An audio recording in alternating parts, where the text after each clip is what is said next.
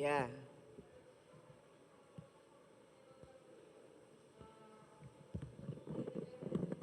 apa nggak kedengeran?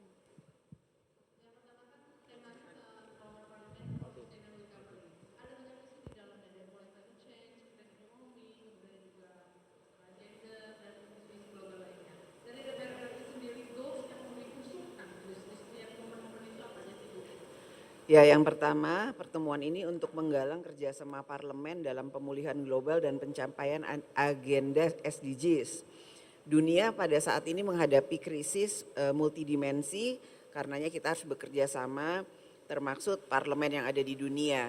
Jadi apa yang akan diputuskan atau menjadi hasil dari pertemuan ini, walaupun mungkin juga belum menjadi keputusan, diharapkan akan membawa pengaruh bagi pelaksanaan G20 yang akan datang. Karena bagaimana kita membangun satu bangsa atau dunia global itu tentu saja tidak bisa hanya eksekutifnya saja yang bekerja, tapi juga harus legislatifnya, parlemennya harus ikut berperan serta. Kemudian bukan hanya pemerintah dan legislatif, tapi juga gotong royong dari semua pihak, apakah itu pemerintah, legislatif, masyarakat, swasta, bahkan seluruh elemen bangsa. Masalah hari ini terlalu pelik untuk kemudian diselesaikan sendirian, dan tidak mungkin hanya satu negara saja yang bisa menyelesaikannya. Jadi dengan adanya parlemen G20 ini diharapkan seluruh parlemen yang ada di dunia, apakah itu yang menjadi anggota G20 ataupun di luar G20, yaitu mitra-mitranya, bisa bekerja sama dalam bagaimana kita menjadikan perdamaian dunia. Yang pertama, memulihkan perdamaian dunia, bagaimana kemudian kita membuat kesejahteraan rakyat dunia juga menjadi lebih baik daripada sebelumnya, karena pasca pandemi COVID-19 tentu saja itu akan membuat satu hal permasalahan yang harus diselesaikan bersama.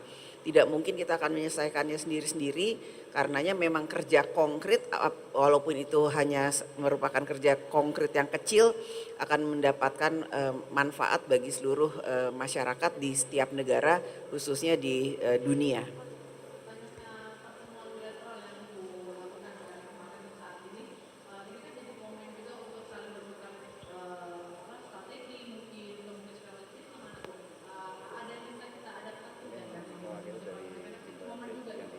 Banyak yang bisa kita adaptasi, banyak juga yang kemudian kita dapatkan dari pertemuan-pertemuan bilateral yang saya lakukan dari kemarin sampai sekarang. Namun intinya kita mempunyai kesamaan pemikiran, bagaimana kemudian kita menghadapi krisis ekonomi, krisis cuaca, climate change, kemudian perdagangan, ekonomi, sosial. Karena akibat dari krisis ekonomi tentu saja nanti akibatnya akan menjadi krisis sosial. Ini yang harus kita sama-sama jaga. Kemudian bagaimana mata rantai dan pasokan dari menjaga mata rantai pasokan pangan itu tidak terputus, karena sekarang di negara-negara yang mempunyai 4 musim akan memasuki waktu musim dingin, padahal ada satu kendala yang akan dihadapi oleh negara-negara yang memiliki 4 musim tersebut terkait dengan pasokan pangan juga energi. Jadi kami di sini berusaha untuk mendorong, menyatukan pendapat melalui dialog dan diplomasi agar terkait pasokan mata rantai pangan dan terkait juga ketahanan pangan itu jangan sampai kemudian membuat rakyat di suatu negara itu kemudian tidak bisa mendapatkan haknya dalam kesejahteraan hidup mereka.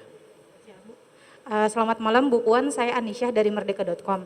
Menyambung soal resesi Bu, tahun depan kan Ibu menyambung soal resesi yang tadi Ibu sampaikan. Tahun depan kan masih ada ancaman, terus ada nggak sih Bu kesepakatan antara parlemen untuk mengatasi hal tersebut? Itu yang pertama. Yang kedua, apakah parlemen akan mendorong pemerintah untuk menambah program-program bansos di masing-masing negara untuk menahan dampak resesi? Ya. Terima kasih Bu. Jadi yang pasti hari ini sesinya itu baru opening dan tadi saya sudah ada 3 sesi yang saya pimpin sendiri untuk mendengarkan masukan terkait dengan beberapa poin, 3 sesi poin yang kemudian dibahas termasuk ketahanan pangan, peran dari parlemen, dan yang satunya lagi itu bagaimana besok akan ada kesetaraan gender perempuan, dan yang satu tadi apa saya lupa. Intinya adalah kita berusaha berdiskusi, memberikan masukan dan kemudian komitmen bagaimana kemudian hal-hal itu bisa dilakukan bersama. Tentu saja saya juga mengatakan bahwa Indonesia sudah melakukan hal-hal yang harus dilakukan, yaitu seperti bagaimana kita memberikan kompensasi sosial kepada masyarakat agar mereka bisa bertahan hidup dalam situasi yang akan belum tentu menjadi lebih baik menuju tahun 2023. Kemudian bagaimana ketahanan pangan di setiap negara harus tetap dilakukan.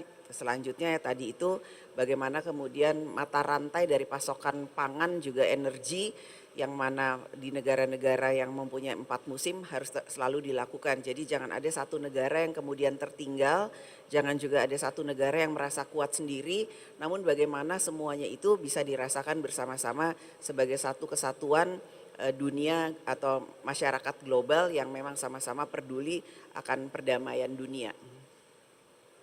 Udah? Apa?